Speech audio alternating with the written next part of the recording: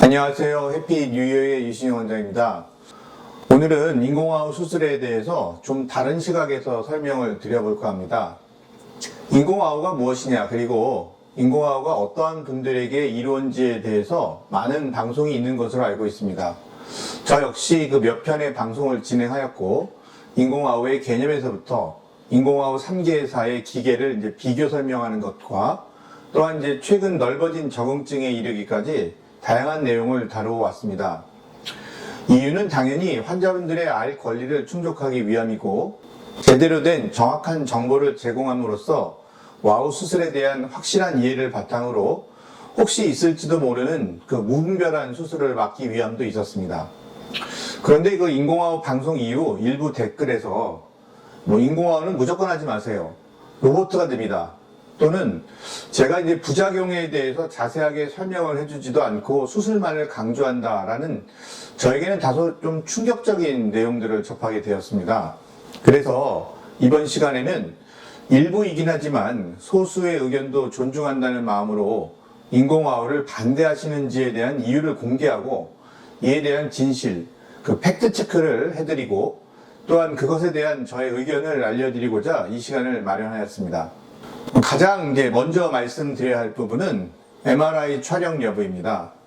방송을 보시는 분들 중에서 건강검진이라 그 질병 등으로 인해서 MRI 촬영을 해보신 분들이 계시죠.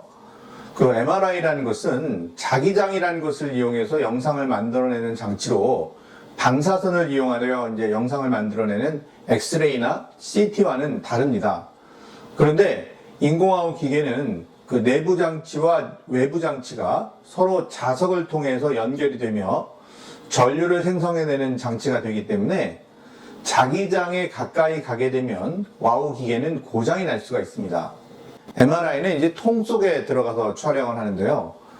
이 기계 속에 들어간 것은 물론이고 MRI가 놓여있는 방 안에만 들어가도 이 자기장을 느낄 수가 있어서 자칫 실수를 하시게 되면 인공화후 기계가 고장이 나게 됩니다. 그래서 우리가 이제 외부에 부착을 하는 그 외부 장치의 경우에는 MRI 촬영실로 절대 가지고 가서는 안 됩니다. 그리고 이제 수술을 통해서 삽입을 한 내부 장치는 반드시 와우 수술을 해주신 주치의와 상의를 하셔야 되는데, 그 이유는 그 연도별 그리고 기계 회사별로 MRI 기계의 적응증이 다르기 때문입니다. 즉 2000년대 초창기에 수술을 받으신 분들은 MRI 촬영 자체가 되지 않고요. 2000년대 중후반부터는 MRI 자장의 세기가 그 1.5 테슬라라는 그 촬영이 가능하게 되었습니다.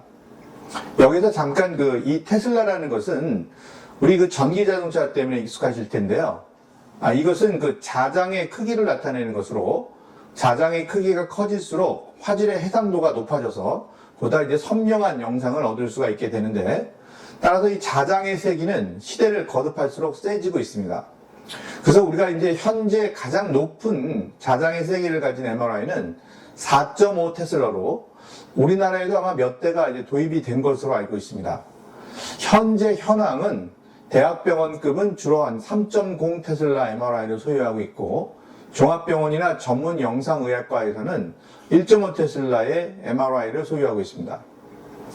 그리고 이제 국내에서는 2018년도 그 메델사에서 시작을 해서 지금은 3개의 인공화후 회사에서 3.0 테슬라 MRI도 촬영이 가능한 인공화후 내부 장치를 개발해서 저희가 이제 수술을 시행하고 있습니다.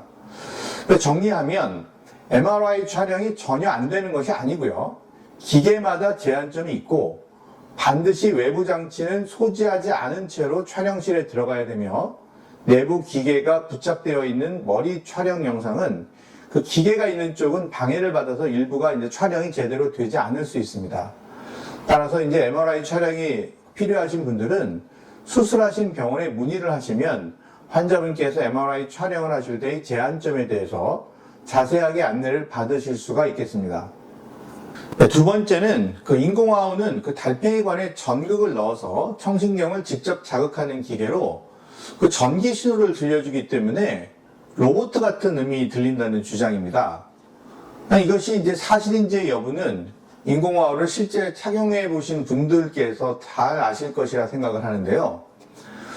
제 환자분들 중에서 실제 들리는 소리가 기계음 같이 들려서 무슨 소리인지 알아듣기 어렵다라고 하시는 분은 안 계십니다. 물론 그 수행력이 좋지 않으신 분들이 계십니다. 그 모든 환자분이 다 잘 듣는 것은 아니죠. 그런데 이제 잘 듣지 못하시는 분들은 난청의 기간이 한 10년 이상 경과해서 소리를 들려드려도 이제 무슨 소리인지 알아듣지 못하시는 것이지 기계음이라서 못 알아듣는 것이 아닙니다. 다시 말하면 그 신호를 말소리로 받아들일 수 있는 듣는 뇌가 난청의 기간이 너무 오래되다 보니 입모양을 보시고 이해하신다든지 하는 듣는 영역의 뇌가 다른 영역의 뇌로 변해서 알아듣지 못하게 되는 것이지 음이 기계음이라서 못 알아듣는 것이 아니라는 사실입니다. 이와 비슷한 현상은 그 인지 기능의 저하가 심하신 연세가 많으신 분들에게도 나타납니다. 그 조금은 다르지만 그 난청이 있는 치매 환자에게 수술을 해도 수행력이 좋지 않다 이런 뜻으로 이해하시면 되겠습니다. 그 치매라는 것은 귀의 문제이기보다는 소리를 받아서 이해하는 뇌가 위축이 된 상태를 뜻하는 것이기 때문에 뇌의 기능이 이제 인공화후 수행력에 가장 큰 영향을 미친다는 그러한 뜻이 되겠습니다. 이 반대가 되는 예로는 태어날 때부터 난청인 아이들에게 1세 전후로 양측의 인공화후 수술을 해주면 거의 정상인들과 똑같이 듣습니다. 기계음이라고 해서 못 듣는 일은 없고요. 다만 그 인간이 만든 기계를 의존해서 듣기 때문에 여러 가지 소리가 합쳐져 있는 소음 상황이라든지 아니면 음색을 느껴야만 하는 이제 음악 등의 영역에서는 정상인에 비해서 수행력이 떨어지는 것은 사실이나 말소리에서만큼은 정상인에게 절대 뒤지지 않습니다. 큰 마음을 먹고 수술을 받았는데 MRI 촬영도 제안을 받지만 그래도 잘 듣기 위해서 수술을 받았는데 잘 듣지 못한다면 그 실망이 이만저만 것이 아니겠죠. 그래서 수술 전에 정확하게 평가를 해서 예후가 좋지 않을 것으로 예상되시는 분들에게는 그 수술 후 결과에 대한 충분한 상담을 한 후에 그래도 수술을 하는 것이 더 나을 것이라고 판단이 되면 이제 수술을 시행하고 있습니다. 그러나 이렇게 이제 신중에 신중을 기해도 인공화후가 아니면 더 잘 들을 수 있는 방법이 없기 때문에 즉 인공화후가 잘 들을 수 있는 유일한 방법이기에 수술을 하는 경우도 간혹은 있습니다. 그리고 이제 마지막으로 모든 수술이 그러하지만 인공화후 수술도 수술로 인한 합병증이 있습니다. 귀 수술의 일반적인 합병증으로 청력이 더 떨어지거나 수술 후 어지럼증이 생길 수 있고 안면신경 근처를 수술하기 때문에 안면신경 마비가 올 수 있습니다.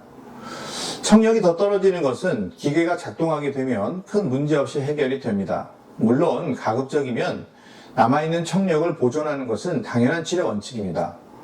어지럼증의 경우에는 반대쪽 귀의 어지럼증 기관이 정상인 경우에는 큰 문제가 되지 않고 만약 반대쪽 어지럼증 기관이 기능이 떨어져 있을 때는 만성 어지럼증이 발생할 수 있어서 수술 결정에 있어서 매우 중요한 요인이 됩니다. 또한 인공화후 수술은 내부 기계 장치를 삽입하는 것이기 때문에 이 기계가 아주 드물지만 고장이 날 수 있습니다. 그리고 이제 자리를 잘못 잡게 되는 경우에는 이제 가끔 이제 피부를 뚫고 바깥으로 이제 튀어나오는 경우도 있고요. 또 이제 머리카락을 따라서 이제 균이 들어가서 내부 장치에 감염이 되는 경우도 있습니다. 위에 말씀드린 세 가지 경우에는 이제 모두 재수술을 해야 됩니다. 저의 경우를 좀 말씀드리면 지금까지 그 내부 장치 기계의 고장으로 인해서 재수술을 했던 경험으로 있는데 그 미국사인 AB사에서 1예 그리고 호주 코클레아사에서 1예 이렇게 발생을 했고요. 확률적으로 보면 제 경험은 이제 1% 미만인 것 같습니다.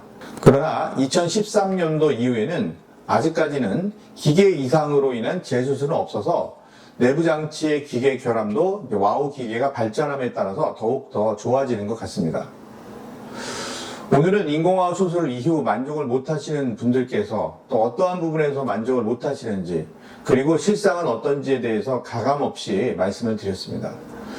지금까지 인공화후 수술을 제게 할 수 있게 도와주신 환자분들을 비롯한 모든 분들께 감사를 하면서 귀 전문의로서의 삶을 살아가고 있습니다. 지금보다 더 나은 의료 서비스는 계속 나올 것입니다.